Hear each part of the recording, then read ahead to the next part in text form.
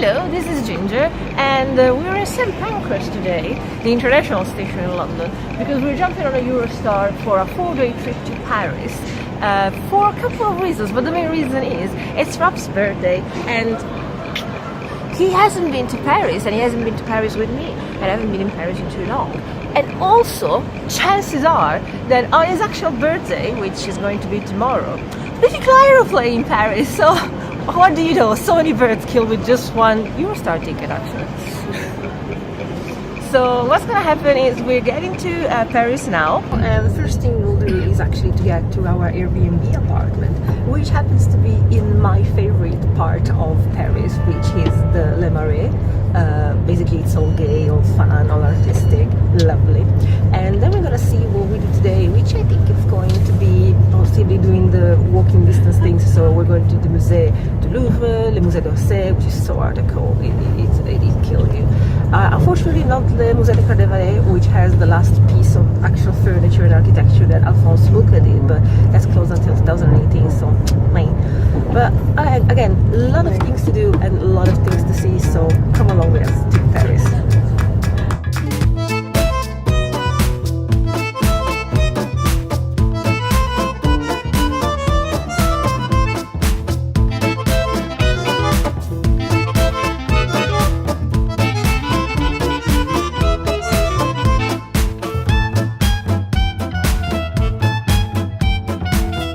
Checked into our Airbnb flat, which is very cozy, but it's an amazing location. It's right down in Menagerie, and it's really actually warm, and to be honest, considering that it must have been a room closet, it's actually very well converted.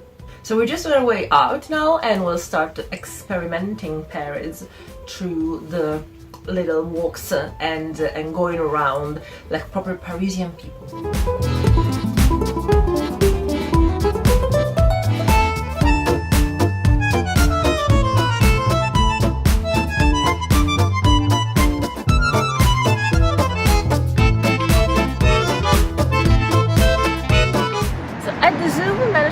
Basically everything and more than I realized would have been there.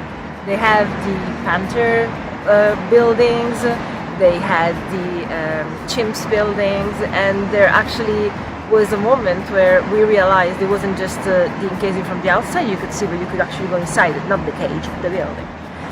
And besides the fact that they're beautiful, because the buildings have been there since the 1800s, and that has always been the Menagerie and Zoo of Paris. We actually had a chance to sort of interact with Nanette.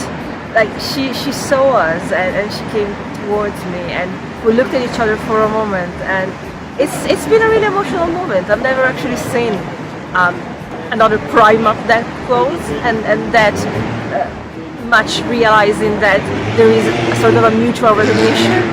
There was, yeah, I cried like a baby. That's really silly maybe, but that's what happened. Then I discovered that actually there were vivariums as well, so there were reptiles and everything, so Rob was really happy for that, at the very least. Like, he had something that he was happy about too. I was really happy that he could like something as well. Alas though, in the vivariums and stuff, along with reptiles I could take. There were snakes, that's fine. There were lizards, that's okay. Crocodiles, there were 3 crocodiles from the Nile, which are freaking huge. And you would think that they're just statues because they're so just still, and then all of a sudden a bit of a tail moves, and wow! So that was a bit freaky, I'll be honest. But other than that, it would have been fine if it wasn't for the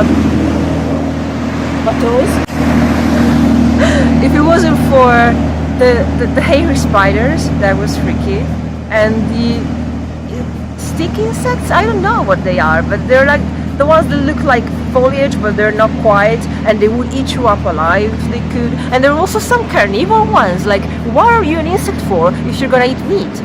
That was weird.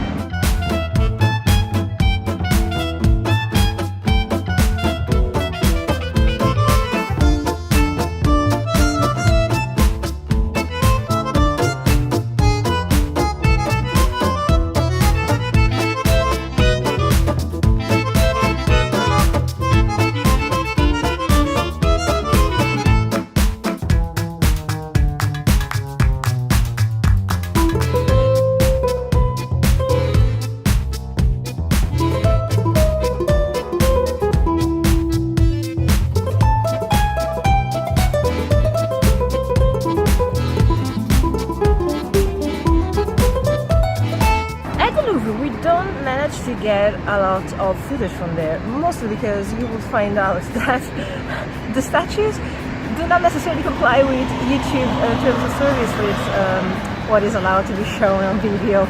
Let's talk nudity and stuff. But we managed to see a few things, like the Venus of Milo, the Nike of Samatracha, Love and Psyche, which is personally one of my favorites. And I'd actually just seen the first time a few years ago, and I'm always impressed by how thin the marble was made to be like an aura, because when the sun actually comes in, you see it going through the wings of Cupid. That's amazing. We managed to see also a few of very, very old stuff, like 4,000 years old, which to me is always cool, because technically you can't, but the fact that this big thing is there and you can go there with your finger, and that has been there for all these millennia, it makes you feel part of something bigger. I like it personally.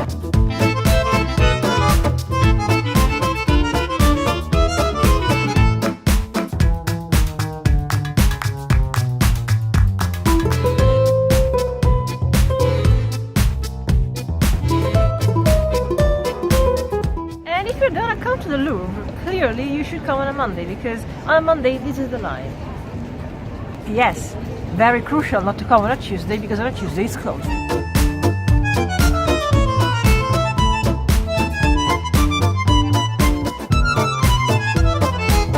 And of course we had Biffy, which was basically the main part of this entire journey. They played at l'Olympia, and my god, if they were good. Simon, well done.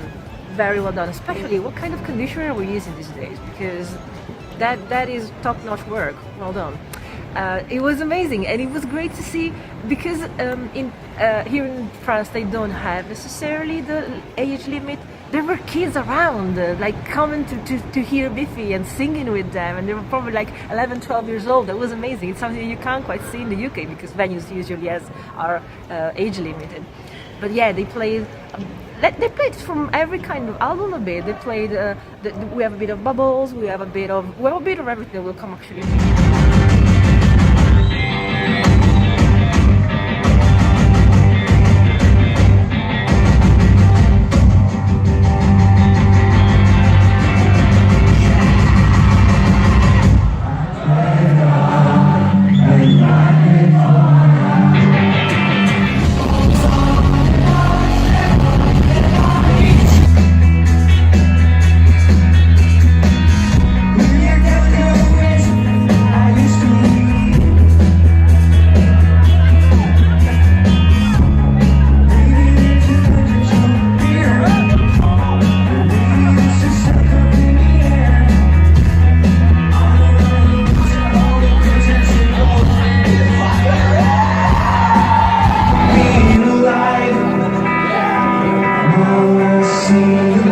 Let's sing it together.